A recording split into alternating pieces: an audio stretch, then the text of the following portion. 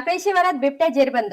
कोपरगाव तालुक्यातील टाकळी परिसरात पद्मकांतजी कुदळे यांच्या शेतात मंगळवार दिनांक 6 जानेवारी रोजी पहाटे वन विभागाने लावलेल्या पिंजऱ्यात बिबट्या कैद झाला आहे. नोव्हेंबर महिन्यात टाकळी शिवारात बिबट्याच्या हल्ल्यात एक मुलगी ठार झाली होती. त्यानंतर बिबट्याला ठार करण्यात आले. त्यानंतरही बिबट्यांचा वावर या परिसरात होता, त्यामुळे घबराटीचे वातावरण होते. वन विभागाने पिंजरा लावला होता. मंगळवारी पहाटे माजी नगराध्यक्ष पद्मकांतजी कुदळे यांच्या गट नंबर 149 मधील शेतात वन विभागाने लावलेल्या पिंजऱ्यात 1.5 वर्षांचा नर जातीचा बिबट्या जेरबंद झाला. शादिक शेख यांना पिंजऱ्यात बिबट्या जेरबंद झाल्याचे निदर्शनात आले.